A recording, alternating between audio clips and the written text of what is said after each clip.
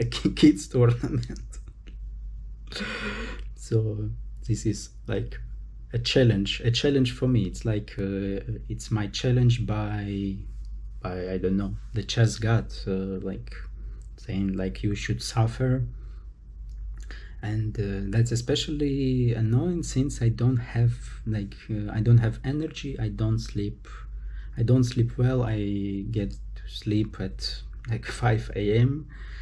I cannot sleep earlier, and like my shape is not that bad, but I don't have enough energy, let's say, to fight. And especially like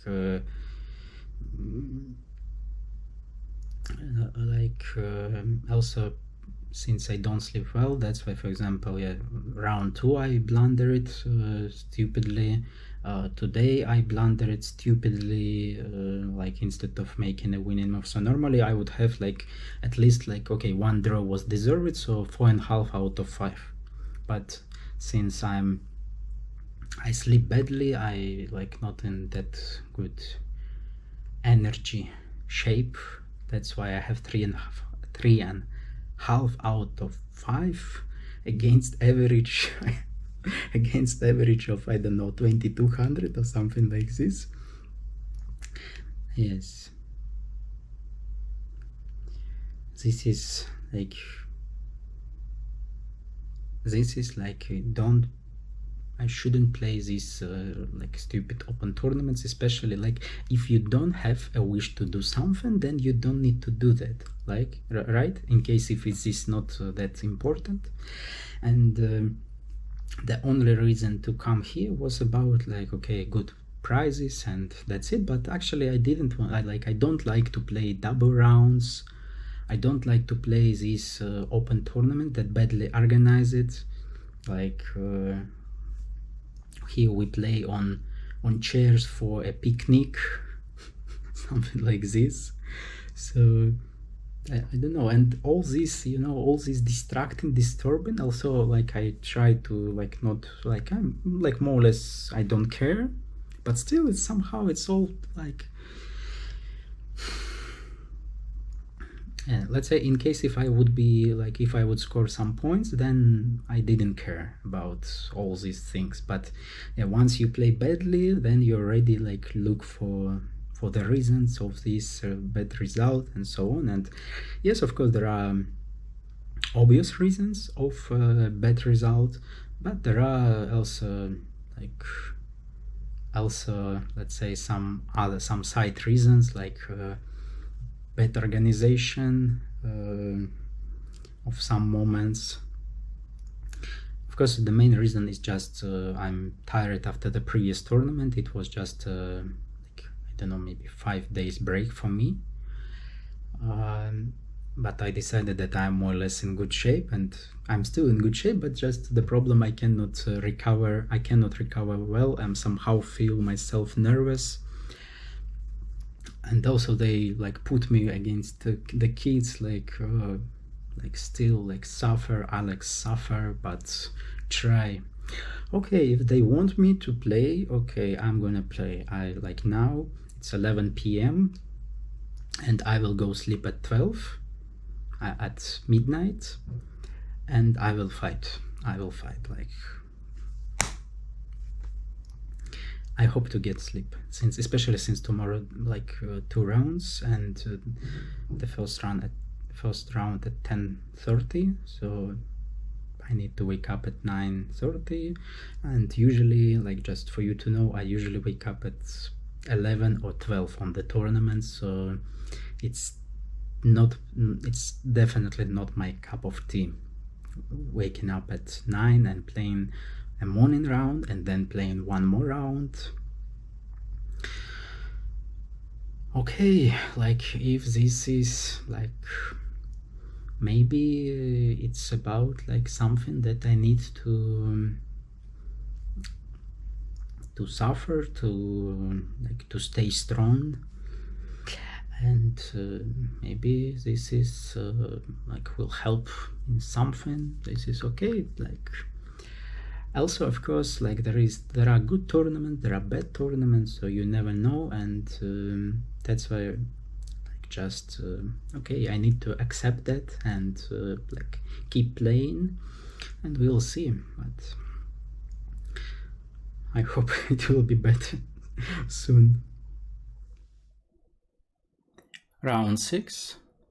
This is one of the double rounds and the morning one, and I played against the youngest opponent for me in that tournament. He's 11 years old or 12 years old, rated 2372. I played white, knight f3, knight f6, g3, g6, b3. Let's call it as anti-King's Indian. Bishop g7, bishop b2, castles, bishop g2, d6, d4, not allowing black to play e5. And also another important thing that I keep the pawn on c2, and at some point we can even go for knight d2, knight c4.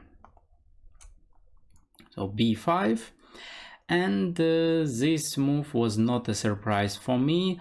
In my last tournament, I prepared something against this move, so I was ready. Castles, bishop b7, queen d3, a6, c4, knight d7, that's the right move, since I don't really threaten to take the pawn on b5. In this case, it's simply bishop a6 in the end.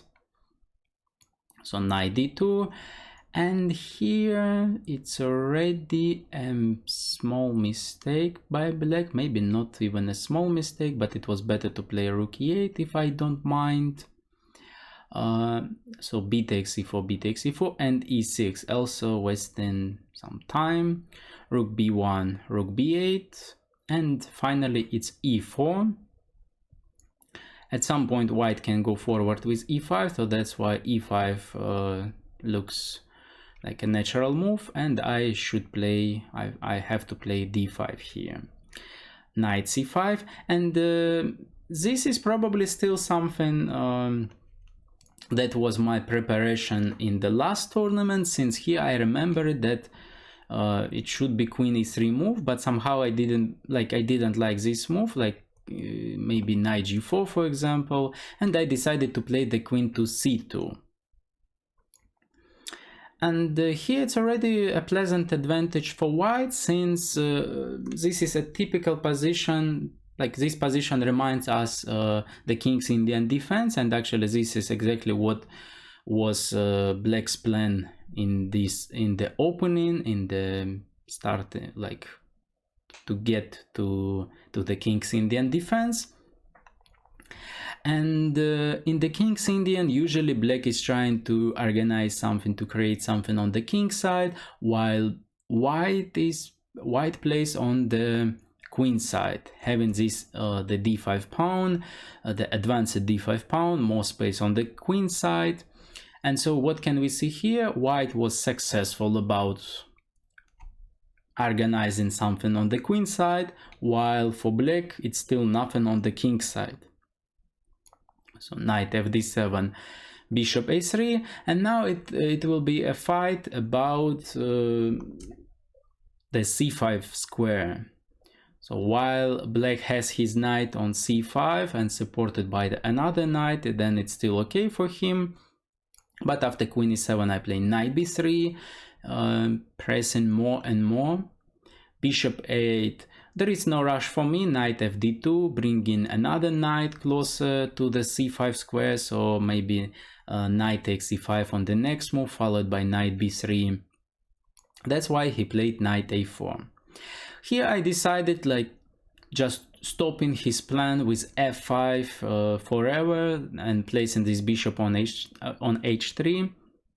Anyway, the bishop is doing not much on g2, so bishop h3, also attacking, like at least pressing the bishop on the knight on d7. Maybe at some point I can even think about bishop takes d7.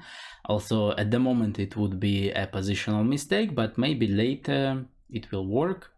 Rook d8, knight a5, attacking the knight on a4.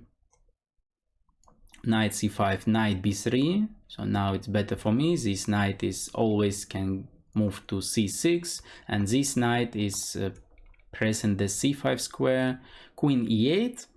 And here it's an interesting situation, interesting position. Since both his knights are far from the e5 square, I played rook e1.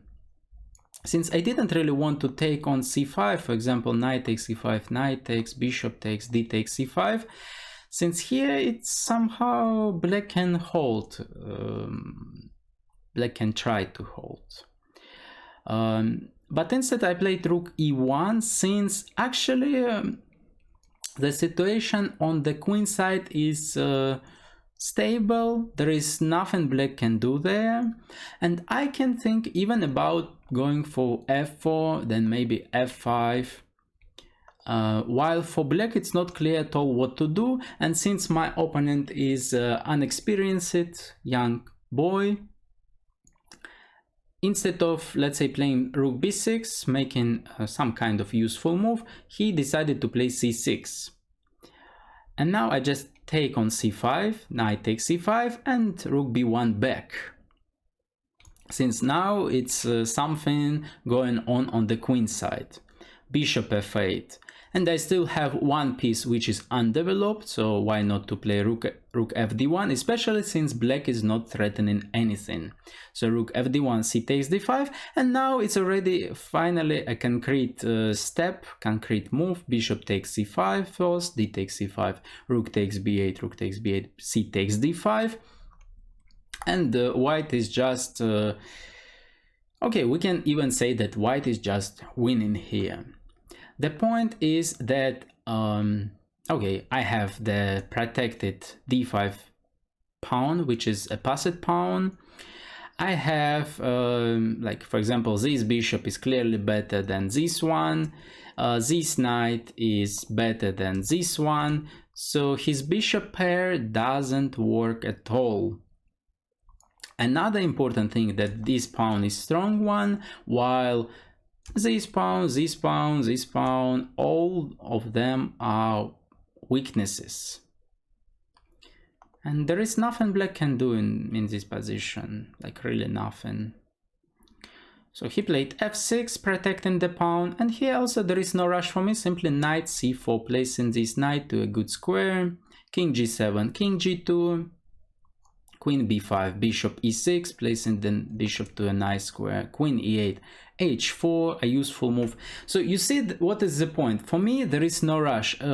Like, of course, I have checked something like d6 here, but actually the point that after d7, it's like it's easy for him to hold this pawn, and otherwise, like let's say d6, queen b5, d7, then simply rook d8 or bishop e7, and it's not that clear what next, how to support this pawn. But my position is better in long term, that's why I simply like slowly go forward. h4, king h8. Here I played bishop h3. I kind of wasn't sure about his idea of bishop c6. So that's why I decided to move it back for a while. King g7, king h2, removing the king from this diagonal. Since once I played king g2, it was not possible to move the king to h2 immediately. Then once again bishop e6, queen e8, and now it's already rook d3, since his king is on g7, not on h8, so bishop c6 is not an option at all. And by the way, idea of the rook d3 move is either to move it to a3 attacking the a6 pawn, or to move it to f3 attacking the f6 pawn. In the game it was rook b4, kind of stopping my idea with rook a3. In this case it would be queen b5 attacking the knight. So I played a3, kicking away the rook, rook b8 and rook f3, and the idea is quite simple, to attack this pawn and this pawn, so maybe queen c3 and sacrificing on e5 or sacrificing on f6. Also g4, g5 can be an interesting idea. So in the game it was queen d8, kind of protecting the f6 pawn, but there is a problem of moving the queen away. Now it's queen a4. Of course, I could have played queen c3, also nice. But queen a4 attacking the a6 pawn, quite unpleasant for black. Bishop b7, rook b3. So you see, just I'm slowly go forward. Then it will be rook b6, for example, or knight a5. Now it's just takes, queen d7. I thought he will play king h8, but in this case it's queen f7, bishop g7, and then just d6, then d7. After king h6, okay, just easy win for white, knight e3 followed by knight g4. In the game it was f5 takes, queen b7, knight g4, knight f6, king h6, and queen d8. The idea is knight g4, king h5, and then queen g5 checkmate. In case of knight g4, king g7, then queen f6 checkmate.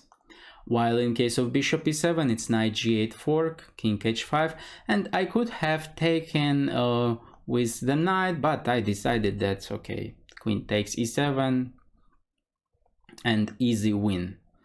So this is like really nice game, getting a pleasant position from the opening and not allowing him, not giving him any single chance to escape. So it was like I took him and just beat him. Yes, so really nice game. I would even say an instructive one and a positional masterpiece. But at least, yeah, this is already finally a level. So I told you I will sleep. Also, I slept, okay, maybe just 7 hours. No, even less, just maybe 6.5. But yeah, it's already fight. Yeah. And depends on the pairings. I hope there will be chances to play. Since with black it's not always possible to create something. We'll see. Now it's time to go for a lunch and to rest a bit.